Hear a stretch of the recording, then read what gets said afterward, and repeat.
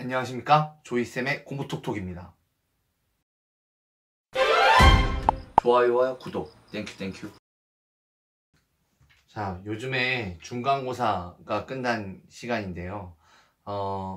요즘에 막 점수 안 올랐다고 울고불고 하시는 분들도 있고, 어머님들 이제 오르신 분들이야 괜찮지만 안 오르신 분들 막 상담 요청하시고 그런 경우가 많아서요.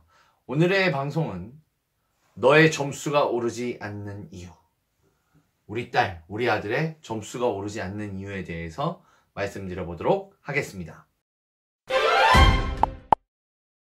일단은 구조적인 원인이 있습니다.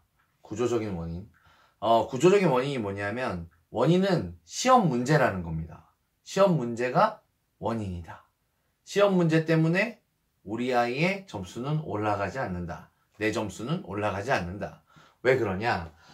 점수가 높을수록 맞출 문제는 어려워집니다.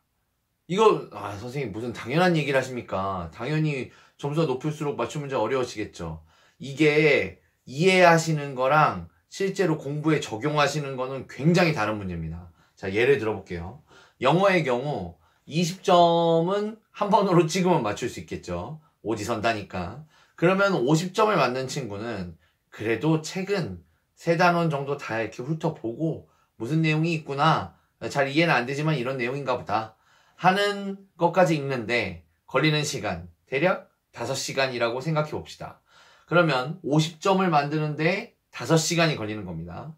그러면 이 친구가 중간고사 때 50점을 받고, 나 이제 기말고사 때 열심히 해야겠다, 60점 받고 싶다 라고 생각해 보면, 50점을 받는데 5시간이 걸렸으니 나는 이제 1시간만 더 하면 60점을 받을 수 있을 것이다 라고 생각하겠지만, 실제로는 5시간을 더 해야 60점을 받게 됩니다. 이해가 가시나요? 그러면 이 60점을 받은 친구가 어렵게 받고 나서 나 70점을 받고 싶다 하면은 5시간을 더 하면 70점이 나오겠지? 가 아니고 10시간을 해줘야 70점이 나오는 겁니다. 이런 식으로 쌓아 올라가다 보면은, 자, 이제 80점을 받았어요. 80점을 받았다는 얘기는 본문도 외우고 대화문도 외웠어요. 근데 80점이 나오는 겁니다. 그러면 이 친구가 나도 90점 받고 싶다 하려면 15시간을 공부하는 게 아니고 20시간을 공부해야 꼴랑 10점이 올라가는 겁니다. 그러니까 위로 올라가면 올라갈수록 공부에 들어가는 시간이 누적돼서 결국 100점을 받으려면 90점짜리 친구가 10시간, 20시간 공부하는 게 아니고 25시간을 공부해야 100점이 나온다는 이야기입니다. 이게 무슨 얘기냐면, 올라가면 올라갈수록 공부에 들어가는 시간은 더 늘어나고 그 공부한 시간에 대비해서 올라가는 점수의 총량은 떨어져 버립니다. 한마디로 효율이 없습니다. 효율을 찾기 시작하면은 이런 공부가 잘 안 되는 거예요. 이런 일이 왜 일어나냐면, 문제를 출제하는 선생님들의 입장에서는 두 가지가 고민입니다. 첫 번째는 공부를 아주 안 하던 친구들이 공부를 자꾸 할 수 있게, 너도 할 수 있다, 유입을 시켜야 해요. 그래서 5, 60점, 70점까지는 쉽게 점수가 나올 수 있도록 문제를 설계합니다. 근데 만약에 그 학교에 100점이, 영어 시험이나 수학 시험이나 다 마찬가지로 100점이 30명, 40명, 50명, 60명 이렇게 나와버리면, 고등학교가 보기에 그 중학교가, 혹은 대학교가 보기에 그 고등학교는 어떻게 보이겠습니까? 그냥 너무 쉽게 내가지고 여기 아무나 다 100점 받는 학교 이렇게 돼버리고, 만약에 이게 고등학교라고 생각해보면, 선생님 쟤도 100점이고 얘도 100점이고 얘도 100점인데 왜 저는 3등급이고 얘는 2등급입니까? 이런 일이 발생합니다. 결국 선생님들은 최상위권 난이도에서는 변별력을 주기 위해서 오랜 시간 공부를 하고 오랜 시간 내공이 쌓여야만 맞출 수 있는 문제를 한 문제, 두 문제 이상 편성할 수밖에 없습니다. 그러니까 90점, 100점 사이에 그 90점과 95점, 95점과 100점 요 사이에는 사실은 실력차가 어마무시하게 들어가고, 그 실력차라는 것은 실제로 공부하는 시간을 의미하는 것이죠. 한마디로 95점과 100점 사이에는 엄청난 공부 시간의 갭이 존재하고 있는 겁니다. 두 번째 이유는 집단적인 이유입니다.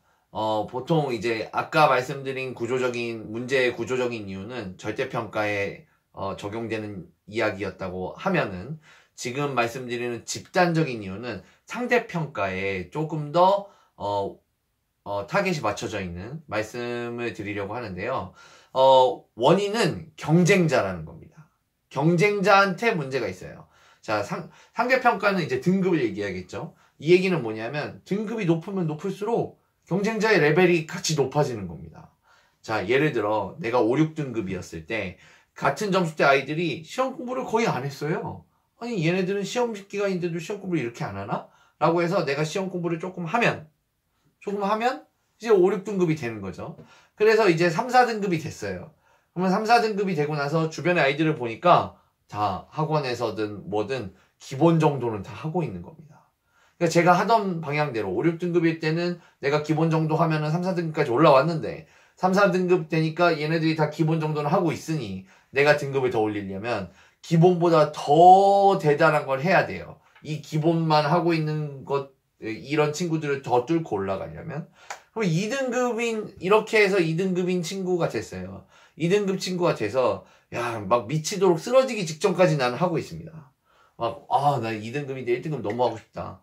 나 진짜 미치도록 쓰러지기 직전까지 한번 해봐야지. 했는데, 그 옆에 있는 1등급 친구는 반쯤 미쳐 있습니다.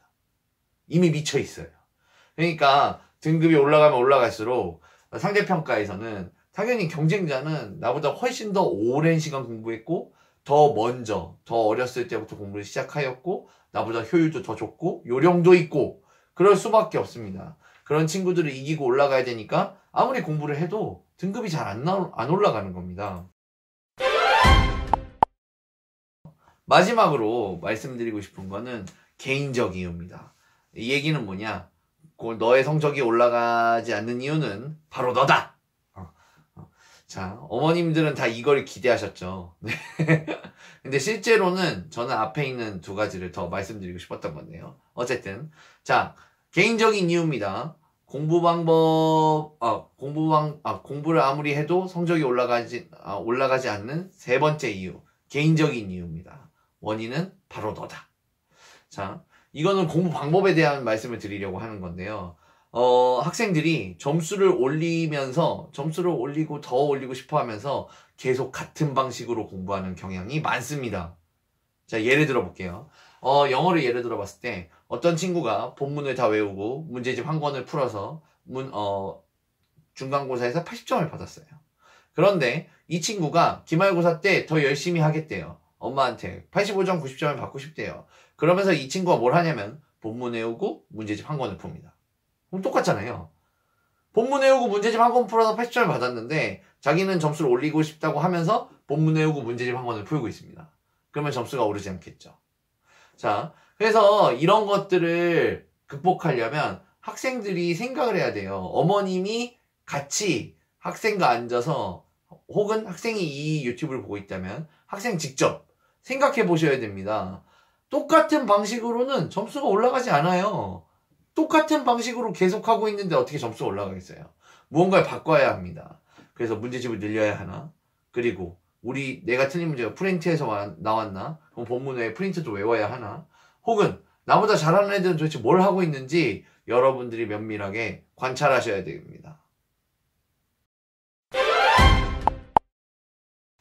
이렇게 아니 선생님 이렇게 팩트폭행 팍팍 하고 그러니까 우리 애는 혹은 저는 점수가 올라가지 않는다는 얘기 아닙니까?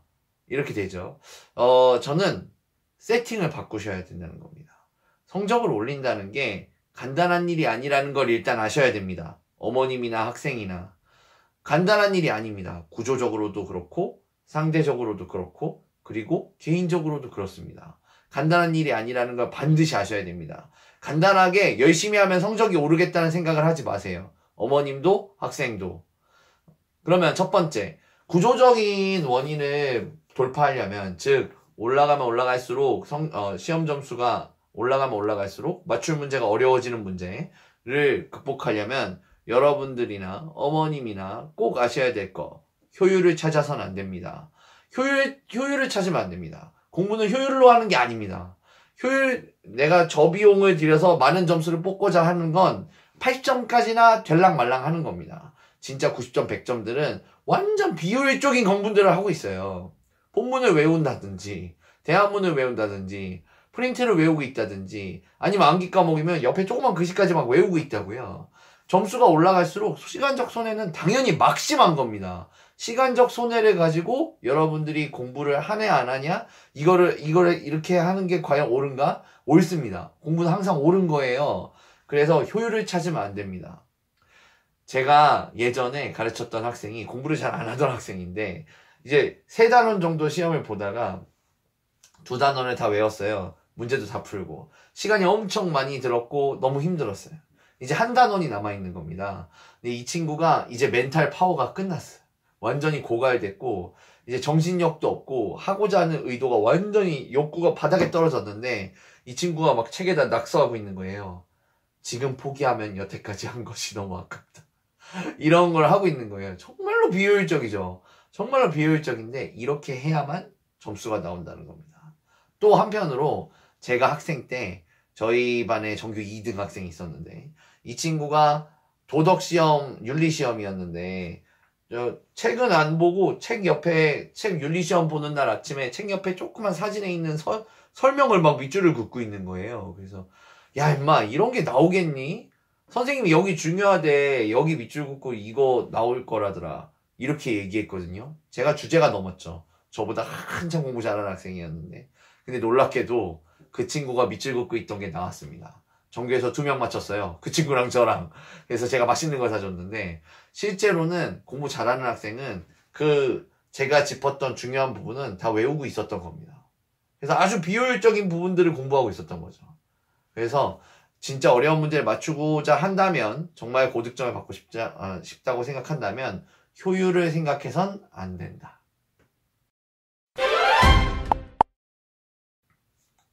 두 번째, 경쟁자들을 뚫고 상대평가를 이겨내려면 어떤 공부 방법을 선택해야 되는가? 어떻게 하면 경쟁자들을 뚫고 이겨낼 수가 있는가? 제가 어머님들이나 학생들한테 여러 가지 공부 방법을 많이 이야기합니다. 뭐 화장실에도 들고 가라. 밥 먹을 때도 단장 정도는 펴놔라. 방학 때 윈터스쿨, 썸머스쿨 가가지고 기숙사 학원 가가지고 공부 좀 하고 와라. 이런 얘기하고 어머님한테도 그런 걸 말씀드리면은 대부분 이런 반응이 나옵니다. 거의 동일합니다. 그렇게까지 해야 돼요? 라는 반응이 나오죠. 보통 어머님들이 선생님이 어떤 말을 하고 이렇게 공부하는 애들도 있습니다. 이렇게 하는 건 어떨까요? 했을 때 그렇게까지 해야 됩니까? 라는 생각이 들면 대부분 옳은 방법입니다. 왜냐하면 지금은 경쟁해야 되고 등급을 올려야 된다는 건데 그러면 주변 애들이 안 하는 걸 해야 되잖아요. 분명히 이 방법을 주변 애들이나 주변 학부형이 아니 그렇게까지 해야 돼? 라고 생각을 했을 겁니다. 그러니까 만약에 그걸 하면 그렇게까지 해야 되냐? 라는 생각이 드는 그 공부를 하게 되면 분명히 주변 애들은 안 하는 공부를 할 수 있게 됩니다. 그래서 대부분 아이들이 뭐 어떤 미련한 방법으로 공부를 하고 있거나 아주 우직한 공부 방법을 쓰고 있거나 주변 애들이 안 하는 공부 방법을 쓰고 있잖아요. 그러면은 주변에서 자꾸 방해를 합니다. 조이 엄마 그렇게까지 할 필요 없어. 이 정도만 해도 100점이 나와. 라고 얘기하거나 혹은 주변의 친구들이 야 이거 왜 외우고 있냐. 아까 제가 했던 것처럼 이렇게까지 할 필요 없어. 라고 얘기합니다. 이건 실제로는 이 말을 하는 사람의 불안감이 들어있는 겁니다. 내가 95 받고 쟤 저렇게 미련하게 외워가지고 쟤 100점 받으면 나 어쩌지? 나 기말고사 때 저거 외워야 되나? 진짜 싫은데? 이런 마음이 들어가는 겁니다. 그래서 실제로는 그렇게까지 해야 돼요? 라는 생각이 드는 공부들을 하셔야 됩니다. 저도 좀 특별한 학교를 졸업했는데 보면은 성적이 막 올라가는 애들이 있어요. 정말로 등급이 올라가는 애들이 있는데 걔가 등급이 막 올라가고 석차가 올라갈 때 주변에 아니 왜 쟤는 석차가 올라가지? 쟤 안 하는 것 같은데? 이런 학생은 거의 없습니다. 대부분의 경우 쟤는 무조건 올라가야지. 쟤 그렇게 하잖아. 이런 얘기를 학생들이 합니다. 그래서 그렇게까지 해야 돼요? 하는 것들을 하는 게 여러분들의 경쟁력에 도움이 된다. 마지막으로 개인적 이유를 극복하는 방법입니다. 그러니까 학생들이 아까 했던 방법으로 똑같이 하면서 더 나은 결과를 원한다는 거죠. 수학 시험을 준비하는데 교과서 한번 다 풀어보고 수학 문제집 하나 잡아가지고 풀어보고 했는데 80점. 다음 학기도 교과서 하나 풀어보고 수학 문제집 하나 잡아서 풀어보고 그래놓고 자기는 85나 90을 나오길 바라면 당연히 안 되죠. 그래서 대부분 어디부터 출발을 하시면 좋냐면 지금 중간고사 끝났잖아요. 지난 시험, 그러니까 바로 이전 시험에 내가 무슨 공부를 했는지 써보셔야 합니다. 내가 지금 제가 말씀드린 것처럼 나는 교과서를 한 번 다 풀어보고 문제집 하나 잡아서 풀었다. 이렇게. 그래서 각 과목별로 쭉 정리를 하세요. 쭉 정리해서 내가 이런 공부를 해가지고 이런 점수를 받았구나. 이렇게 정리를 하시고 자, 목표를 세우셔야 되는데 다 올릴 거다 이런 말도 안 되는 거 하지 마시고요. 유지할 과목과 올릴 과목을 정합니다. 나는 이 과목은 요 공부 방법으로 해서 요 점수 정도를 다시 받을 거고 그 다음에 이 과목은 이 공부 방법 말고 다른 걸 하겠다. 그래서 올릴 과목을 딱 정해서 공부의 양을 늘려야 됩니다. 예를 들어 방금 수학 문제집을 말씀드렸는데 수학 문제를 2번 풀면 됩니다. 교과서를 2번 풀면 돼요.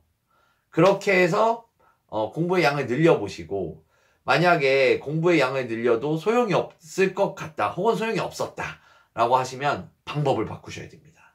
이렇게 방법을 바꿀 때는 주변에 전문가들에게 도움을 받는 게 좋아요. 물론 학원 선생님들도 보여드리고 선생님 제가 이런 것도 하고 이런 것도 하고 이런 것도 하고 이런 것도 하는데 성적이 제자리입니다. 어떻게 할까요? 라고 하면 보통은 학원 선생님들이 대답을 해주시는데 제 생각에는 학교 선생님이 더 좋습니다. 학교 선생님한테 시험 기간 말고요. 시험 기간에 찾아가는 거는 실례죠. 네, 시험 기간 끝나고 시험 기간이 아닐 때 교무실에 슬쩍 찾아가서 목캔디 하나 드리면 더 좋고 그래서 제가 이런 공부를 하고 있습니다. 근데 점수를 더 올리고 싶어요, 선생님. 어떤 공부를 하면 좋을까요? 대부분의 선생님들은 엄청 좋아하십니다. 학생이 자기를 믿고 신뢰하고 자기에게 공부 방법을 들고 와서 자기에게 조언을 구하는 건 자기를 인정해 주는 것이기 때문에 대부분의 선생님들이 좋아하세요. 그러니까 쫄지 말고 학생들은 교무실에 들어가서 여쭤보시고 그리고 이렇게 학교 선생님을 이용하시면은 학원에 다니시지 않는 암기 과목까지 전부 다 물어보실 수가 있겠죠. 네, 그래서 선생님한테 물어보시고 자, 계획에 섰으면 반드시 실행해야 됩니다. 중도 포기는 없어요. 반드시 실행해야 됩니다. 죽이 되든 밥이 되든 내가 정한 거 아닙니까? 내가 유지할 거, 내가 올릴 거. 분명히 이 중에 변수가 생깁니다. 난 유지가 될 줄 알았는데 떨어졌어. 나는 올라갈 줄 알았는데 유지됐어. 이런 경우들이 생깁니다. 그러니까 반드시 실행해야 됩니다. 그리고 나서 시험이 끝나고 냉정하게 평가하셔야 됩니다. 그래서 바꿀 건 바꾸고 늘린 건 늘리고 이렇게 하시면 차근차근 올라가실 거예요. 그래서 대부분의 경우는 어머님들이 하는 말씀 중에 제가 제일 안타까운 게 어머님들이 이제 우리 애가 성적이 안 오릅니다 라고 하는데 어머님 이유가 뭘까요? 그러면 한숨을 푹 쉬면서 애가 열심히 안 한다는 거예요. 아이는 열심히 합니다. 어머님. 대부분의 경우 어머님이 저를 찾아와서 이렇게 말씀하실 경우는 대부분 아이가 열심히 하는 거예요. 아이가 열심히 하는 거니까 자기가 보기에는 어느 정도 하는데 성적이 안 오른다고 말을 하겠죠. 그죠? 그래서 아이가 열심히 안 하는 게 아니고 방법적으로 혹은 마인드 세팅적으로 아직 준비가 덜 돼 있을 수 있습니다.